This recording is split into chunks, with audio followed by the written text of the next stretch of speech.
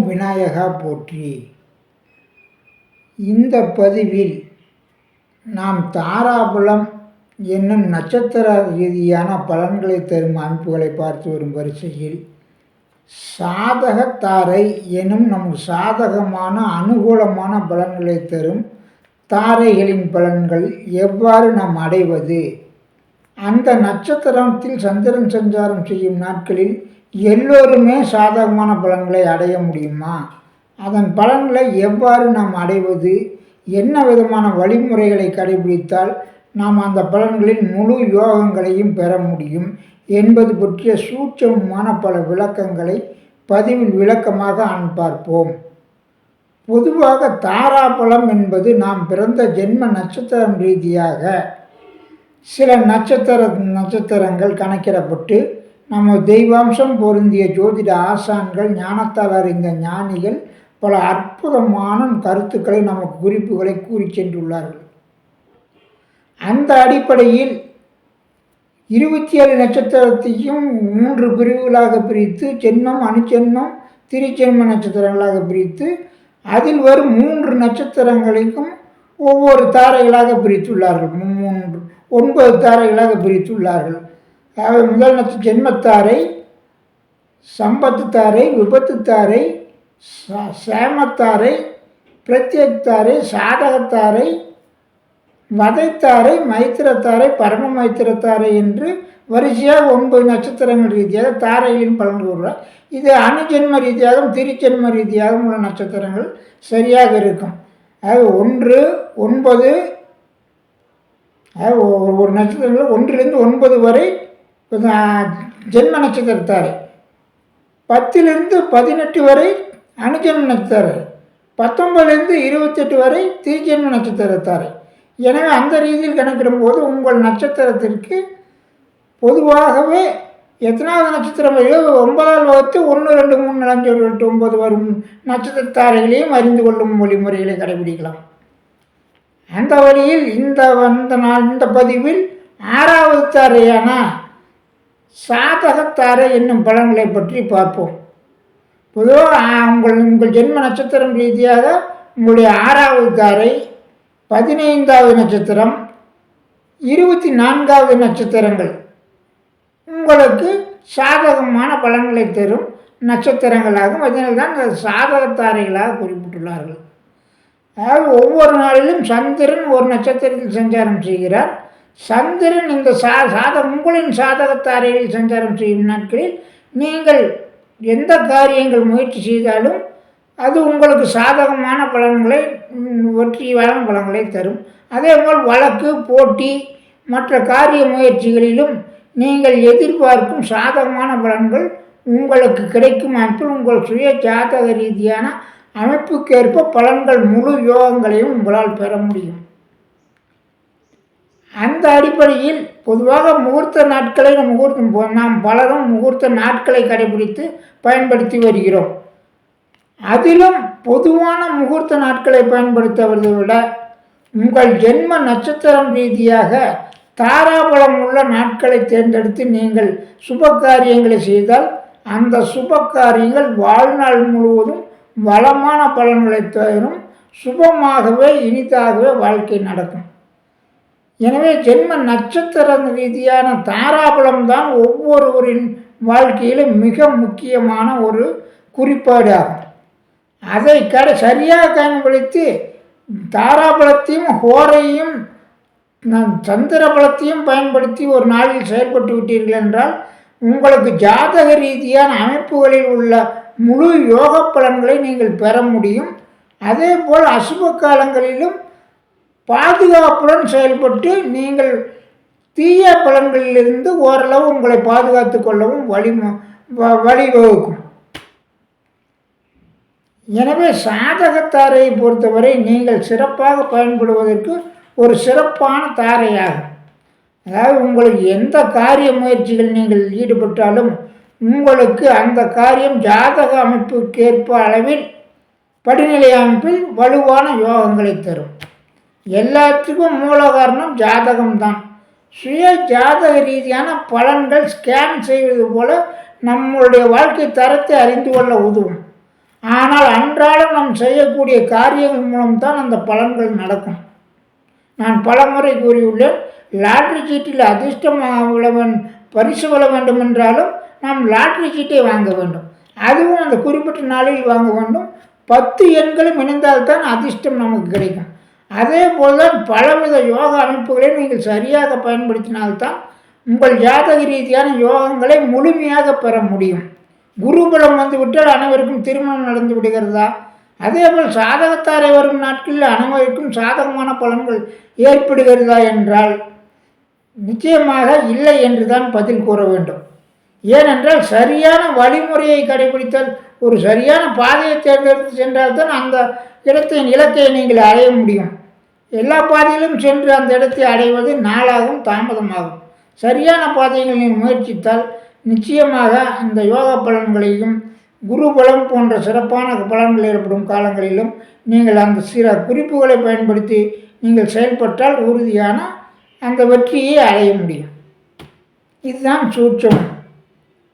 அப்போ எப்படி அதை கடைப்பிடிக்கிறது அப்படிங்கிறத பற்றி நம்ம ஜாதக ரீதியாக முன்னோர்களும் வழிகாட்டி சென்றிருக்காங்க.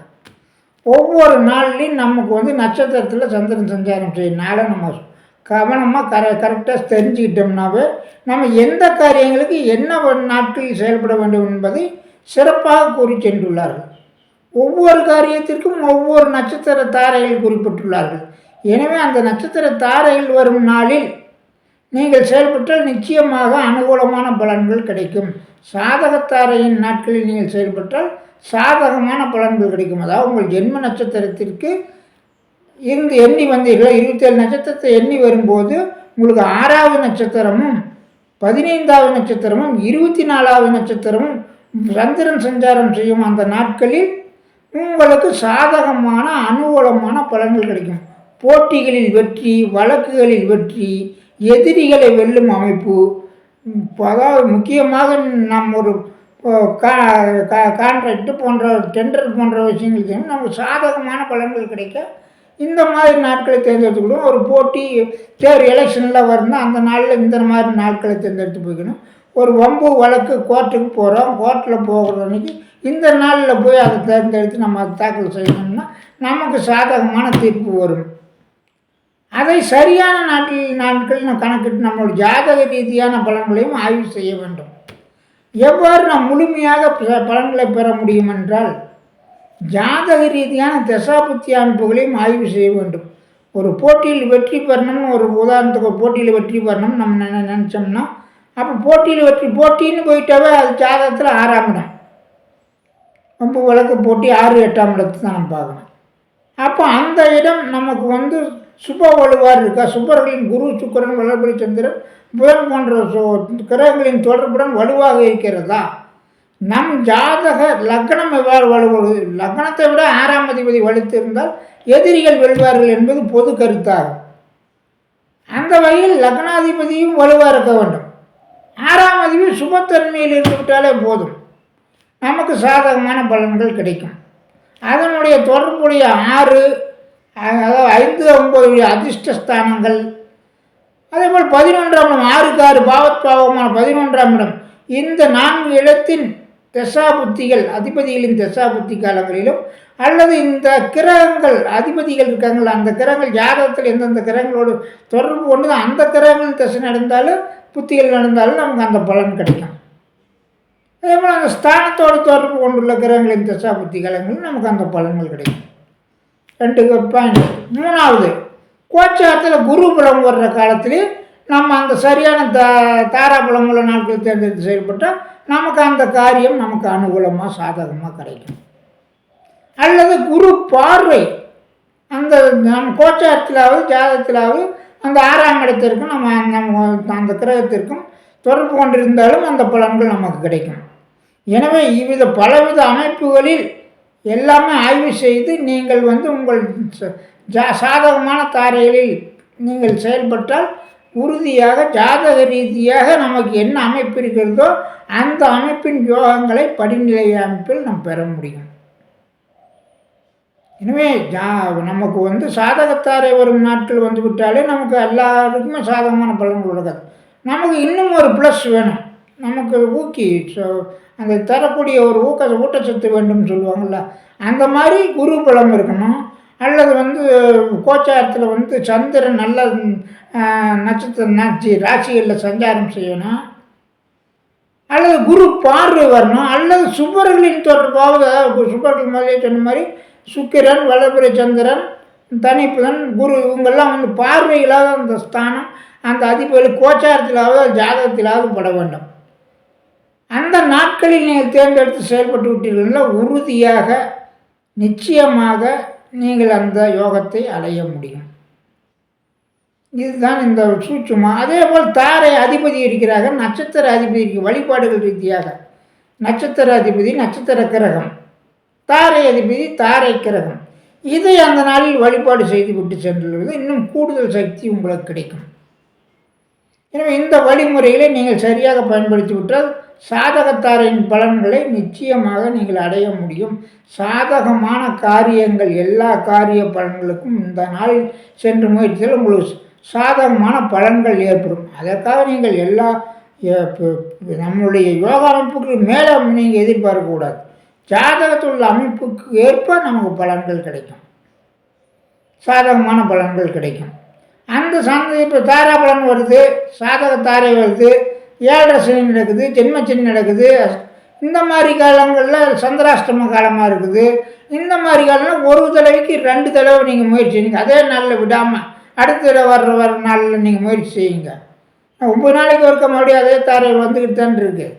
அதனால் அந்த நாளில் மறுபடியும் முயற்சி செஞ்சிங்கன்னா நிச்சயமாக ஒரு டைமுக்கு 3 டைம் 2 டைம் அதிகபட்சமாக 3 டைம் முயற்சி செஞ்சிங்கன்னா சரியான வழிபாடுகள் செய்து சரியான நம்பிக்கையுடன் நீங்கள் செயல்பட்டால் உங்கள் ஜாதக அமைப்புக்கு உறுதியாக நிச்சயம் அந்த சாதக பலன்கள் வெற்றி பலன்கள் உங்களுக்கு உறுதியாக கிடைக்கும். எனவே சுய ஜாதகத்தையும் ஆய்வு செய்ய வேண்டும். கோச்சார ரீதியான கிரகங்கள் ராசி பலன்கள் கிரக பலன்களையும் ஆய்வு செய்து இந்த நாட்களை நீங்கள் சரியான நாட்களில் செயல்பட்டால் உங்களுக்கு கூடுதலான மேன்மை தரும். அதே போல் ஹோரைகளிலும் குரு ஹோரை, சுக்கிரன் ஹோரை, வளர்பிறை சந்திரன் ஹோரை, பாவர்கள் தொடர்பில்லாத புதனின் ஹோரைகளை தேர்ந்தெடுத்து நீங்கள் செயல்பட்டால் கூடுதல் வெற்றி வரும். இந்த சாதகத்தாரைக்கு நிச்சயமாக இந்த சாதகத்தாரைக்கு ஒரு கிரகம் சந்திரன், சந்திரனுக்கு அதிபதி பார்வதி தேவி.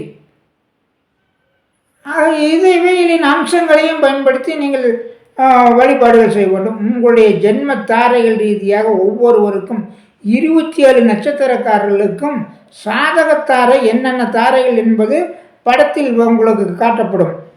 அதே போல் உங்களுடைய சாதகத்தாரையின் அதிபதி கிரகம் யார், அதி தேவதை யார் என்பதையும் படத்தில் பின்னால் வரிசையாக காட்டப்படும். அதையும் சரியாக அறிந்து குறித்து கொள்ளுங்கள். அதே போல் சாதகத்தாரையின் அதிபதி கிரகம், அதி தேவதை, அவர்களுடைய அம்சங்கள் இவைகளை பயன்படுத்துவதற்கும் உங்களுக்கு படத்தில் உங்களுக்கு காட்டப்படும். நிதானமாக ஒவ்வொருவரும் தங்களுடைய ஜென்ம நட்சத்திர ரீதியான சாதக தாரையில் அறிந்து கொள்ளுங்கள். அதி தேவதைகளையும் நட்சத்திர தேவதைகளையும் தாரேதி தேவதைகளையும் வழிபாடு செய்யுங்கள். கிரகங்களையும் அந்த நாளில் வழிபாடு செய்யுங்கள். சந்திரனுக்கு கிரகம் என்பது திங்கட்கிழமை வழிபடலாம், சிறப்பான பலன்களை தரும். சந்திரகோரை வளர்பிறை சந்திரகோரையாக இருந்தால் வளர்பிறை சந்திரகோரை உங்களுக்கு சிறப்பான பலன்களை தரும். எனவே இதை சரியாக பயன்படுத்தி நீங்கள் திட்டமிட்டு காரியங்களை சரியான முறையில் செயல்படுத்தி விட்டால் அந்த காரியம் உங்களுக்கு சாதகமாகவே முடியும். அந்த போட்டிகளில் நீங்கள் வெற்றி பெறுவீர்கள். உங்களுக்கு சாதகமான தீர்ப்புகள் வரும் நாளாகவே அந்த நாள் இருக்கும் நிச்சயமாக. ஆனால் அசுப காலங்களின் தொடர்பு இல்லாமல் இருக்கும் சாதகத்தாரை நாட்களாக இருக்க வேண்டும். அது ஒரு குறிப்பை கவனித்துக் கொள்ளுங்கள். இந்த விதிகளுக்கு உட்பட்டு நடக்கும் சாதகத்தாரை நாட்களில் உறுதியாக நீங்கள் சாதகமான பலன்களையும் வெற்றிகளையும் பெற முடியும். எனவே சரியாக அனைவரும் கணித்து அறிந்து இந்த சாதகத்தாரையின் அருமைகளையும் அற்புதங்களையும் தெரிந்து செயல்படுத்தினால் நிச்சயமாக நீங்கள் வாழ்க்கையில் வளமான வெற்றியை பெற முடியும். வளமான வாழ்க்கையில் சாதகமான பலன்களை பெற்று சந்தோஷமாக வாழ முடியும். வாழ்க வளமுடன். வாழ்த்துக்கள்.